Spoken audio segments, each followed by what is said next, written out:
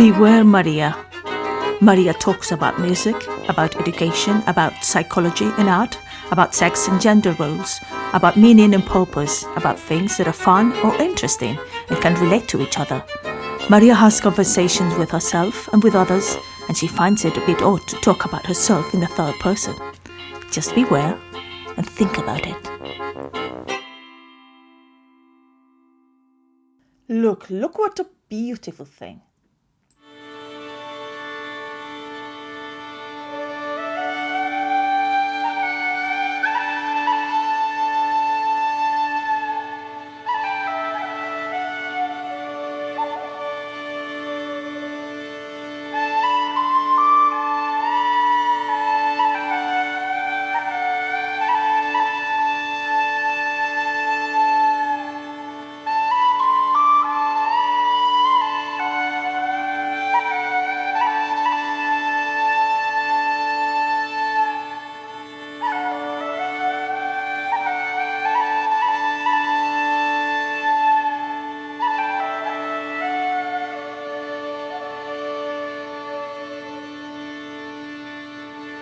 My young love said to me, my mother won't mind, and my father won't spite you for your lack of kind.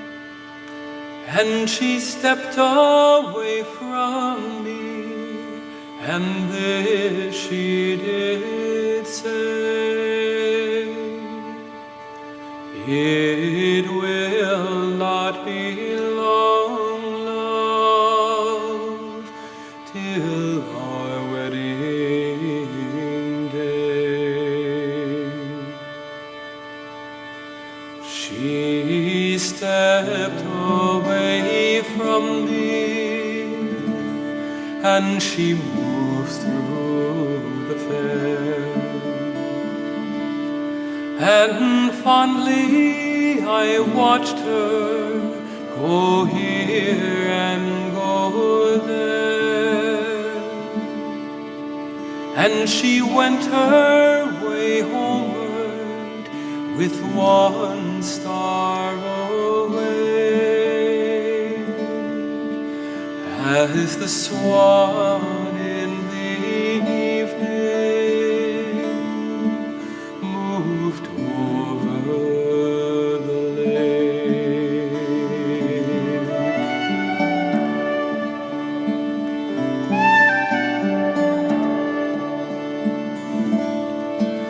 The people were saying that no two were wed, but one has a sorrow that never was said. And I smiled as she passed me with her goods and her gear, and that was the last that I saw of my dear.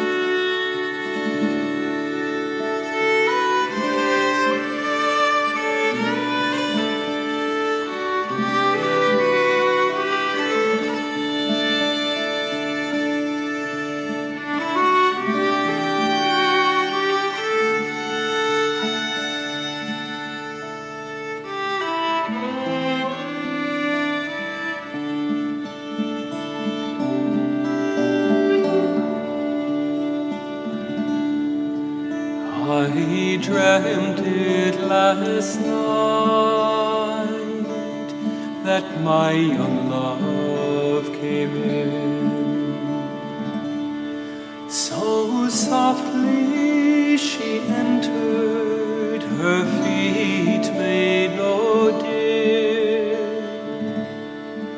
She came close beside me, and then she did say, "It will not be long, love, till our wedding day."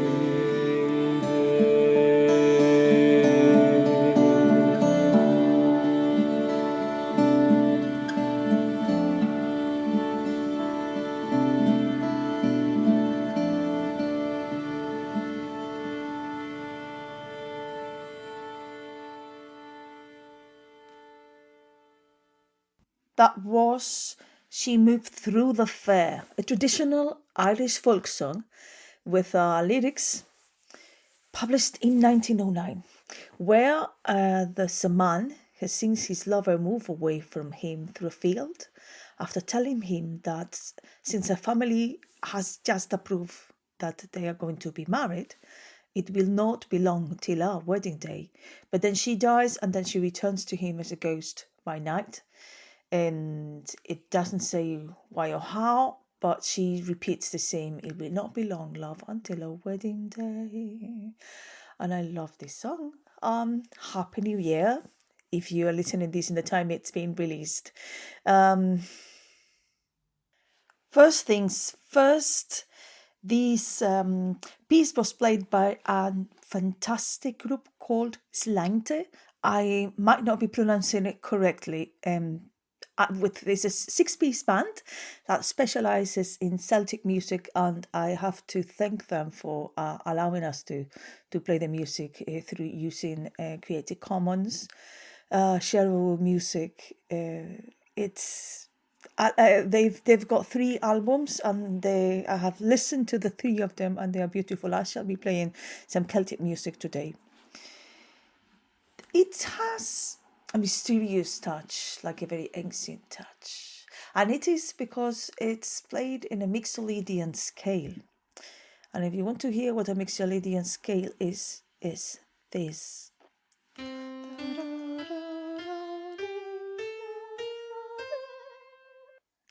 Which is a bit different than the major and minor, and it comes from the ancient Greek tones and scales, which were attributed to different kind of moods. And this type of mood, which is a little bit nostalgic, melancholic, and beautiful, this song has been popularized also by Sinead O'Connor. You can watch her and listen to her singing this. And I'm not playing it because I'm particularly melancholic or anything like that. I normally have a good mood at the beginning of the year and thinking of what I want to do in this year. And for me, one of the things is put myself out there even more, not because I haven't, but even more. And I believe that is my biggest New Year's resolution. I believe artists, any kind of artists, and most especially and even more performing artists, do have to do and work a lot with ourselves with regards to put yourself out there. Like when you publish a book, when you become a performer, you put yourself on the spot singing for other people or playing for other people, and you do a terrible job or you do a great job, but you stand out in any way. And one of the jobs that you have to do is to learn to do the thing you have to learn, rehearse it, prepare it, go there.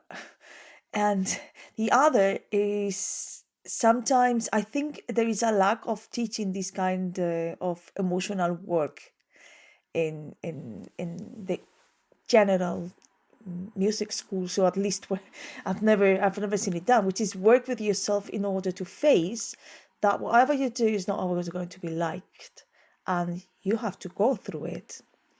You can be afraid of putting content out there. Welcome to the club.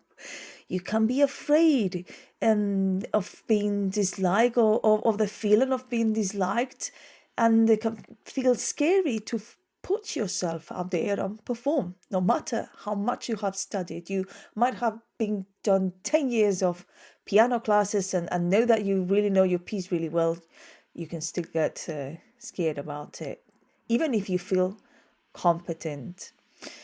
So how can you, I mean, but if you get scared and you get worried and you want to please everybody and you don't want to be criticized or disliked, then you do nothing in life in general. It can also be helpful to develop a bit what they call a thick skin, but I don't like to call it thick skin because thick skin sounds like you have a shield, and built a hard thing around you, which definitely artists do. Many artists do build around them to not be affected, and most especially nowadays that we got so much bullying in social media. But there is another way to go about it, is to get in touch with the vulnerable side of you, to the vulnerable part which recognizes and acknowledges that yes, it doesn't feel great, that criticism, and still that we put it all in the balance, we'll still go there and do it again. So we can use it as an opportunity for learning and growing instead of letting us discourage us. Easier said than done. Sometimes it feels really bad and you feel really uncomfortable about it. But I believe the most important thing is to be able to stay true to yourself and to your artistic vision, and to be able to create in the face of criticism. Just think that nobody is never liked by everybody. You can be Pavarotti, you can be Madonna. There will be people who dislikes it. So yeah, everybody has their own opinions and perspectives, and it doesn't matter how much I say it, and how much I say yes. It's natural to feel hurt when you receive criticism. It's not just about having an open mind and understanding it, but I believe one needs to really work with your own emotions in order to go through it with certain, I wouldn't say immunity, but yeah, as develop as much immunity to it as possible, because otherwise you'll miss the best of the experience of being a painter who is exhibiting, a writer who's putting the work out there, or a performer, an actor. And if you really want to do it, there is some work that you can do with it, and even be able to pay attention to what people are saying. And sometimes you will find that it can be a good opportunity to learn from it and to see what should change or how can you make things better. But ultimately, it's about to create art that is meaningful, that is authentic to you, that you can share with others, and also focus in those who really like it and who are happy about it. And then look at the criticism, look at the bits that are more difficult, and try to separate what of it is something that can be of use to you and that you can accept and take in and help actually find it helpful and listen to it, and what of it is just an attack and probably has nothing to do with you, and it has to do with other people's own feelings or own difficulties.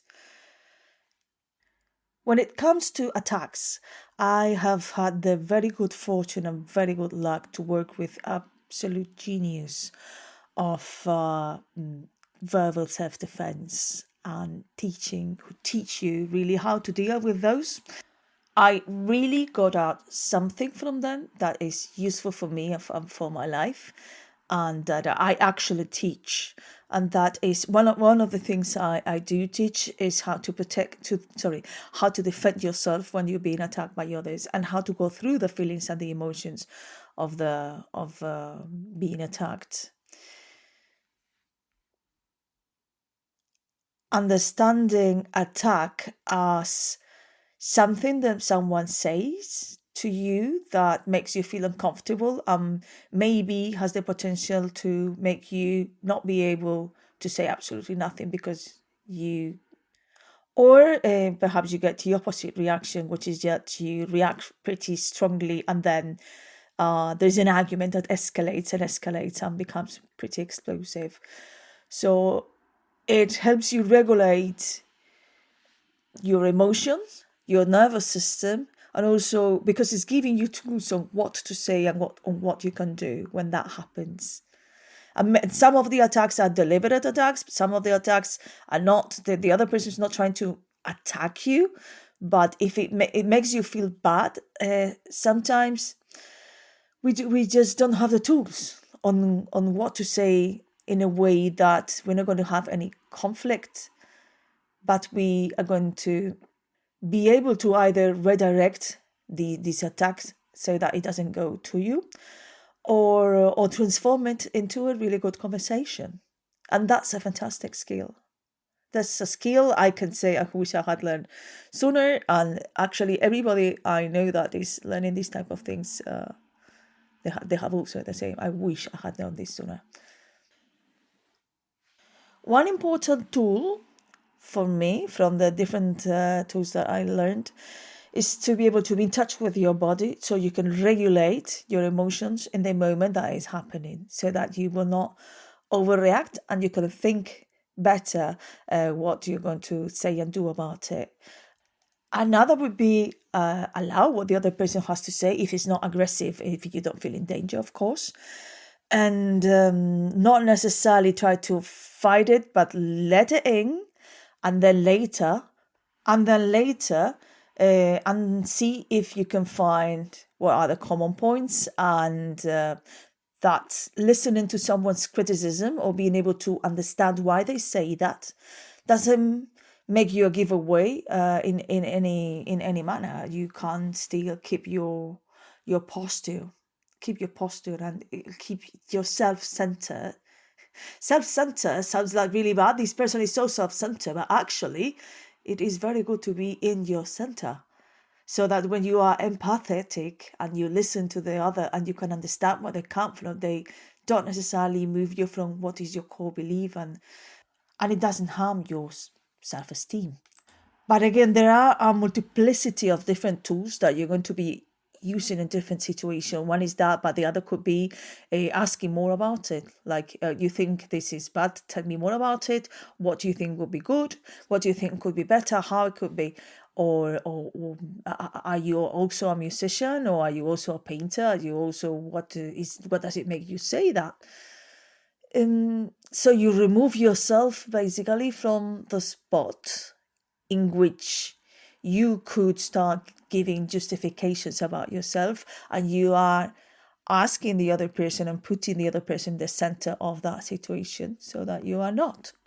But again, don't think that any of this is an infallible tool. Most of what we do is group meetings, and we would attack and defend. This is the work that Luke Archer is doing. He does it online. He's teaching that is something that is called verbal Aikido, and it works fantastically well, and I truly recommend.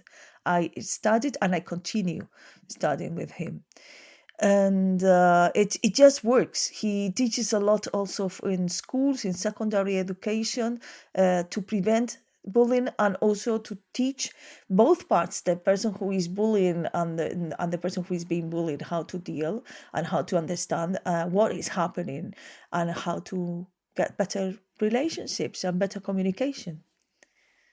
And now a bit more music, and this one is The Maid in the Bar, and I'm going to play it because I'm going to be in a bar this Saturday at the Western Theatre, because there's the beer festival. The Western Centre in Aldershot holds an annual beer festival, always at the beginning of January, and it's happening from 12 p.m. to 4 p.m. on the 6th of January. And they have a selection of 50 ales and cider from some of the finest breweries in the UK. And let's listen to The Maid in the Bar. That is again by the same group, Slangte. And here it goes.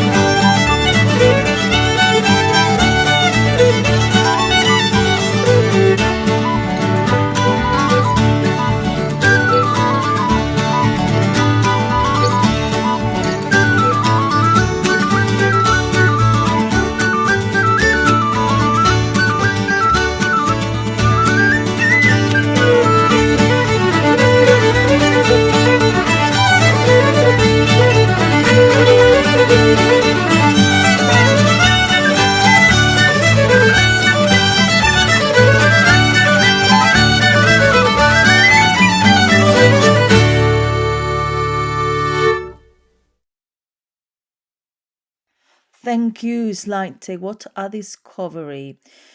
And well, I haven't said yet that this is my last episode of my second season. I will be back hopefully in spring 2023.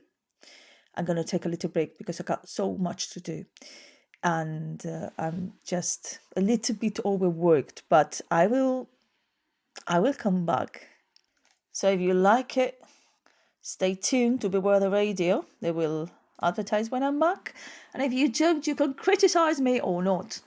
I think that as the last bit of the talking about this, I want to say something that I did with myself about the theme of rejection and criticism. It was a kind of self-rejection therapy. I didn't know it had that name, but actually there is thinking that nobody is never universally wanted. In love, in jobs, when you receive a rejection, or absolutely in nowhere. I got to a point in life once in which I decided I want to consciously work more on this concept.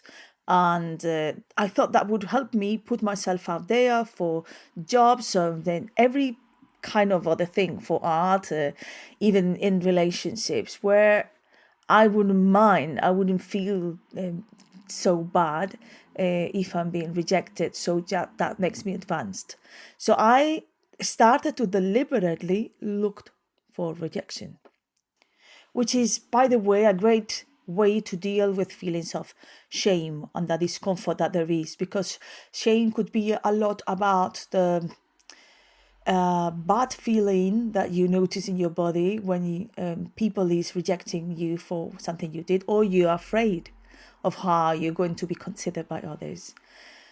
So I started by texting 7 people that I thought they would not reply, or at least not reply fast, because I wanted to experience in my body rejection so I could deal with it. And then I sent a follow-up email to a company who had asked me for a quote and they had not replied. Normally, I would have a little bit of a problem with that. If they don't reply, it's because they didn't like my proposal. But I had to put myself forward, so I had to send that follow-up and start working in that feeling of discomfort that I used to have. Normally, before that, yes, I would have been more embarrassed to do this kind of thing, but I was experiencing and experimenting with rejection. I wanted to experience the depth of it and the fear of it and the not fear of it too. So after a few days, some of that people did not reply, some of that people reply, and after a week, everybody had replied. I realized rejection was not as easy as I thought it would be. The company that I was afraid to ask again what do they think about my proposal and that I thought they were rejecting me because they didn't like it, came back to me saying they loved my proposal. They just didn't have the funds to pay me at that moment, but if they raise the funds in the future, they would of course look for another opportunity. I found that it was not that scary after all, and that I was getting a lot more by going for those rejections that if I hadn't gone. I even got a friend back in contact. I kept putting seeds. And of course, you do experience rejection. I continued with my rejection experiences, and it's going well up to date. I think many of us are traditionally very scared about rejection. And I must say, well, I was one of these people who was so scared as a child.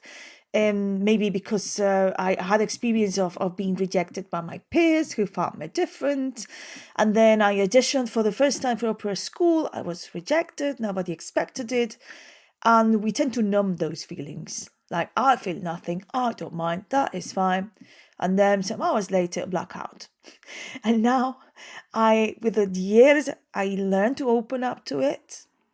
What a time to live in. Years has taken me, quite a lot of years, to open up to the feelings in your body and to understand that if I allow it, I allow this discomfort, it becomes less discomfort. And if you're not like that naturally, it can be practiced and you can achieve it. And it has an internal component, like process that feeling, notice it in your body, notice that it's not really nothing that is threatening you, that is harming you, it's just how you're noticing it in your body. And an external component, which is your social practice. And the more you go out there, the more you put yourself out there and you practice with others, the less scary you're going to find it. So you are going to have more tools as you find more opportunities to practice. So this is my invitation to you to put yourself out there with whatever you enjoy and want to do, to express yourself, because when, if not now? When? And I'll be back with you in spring.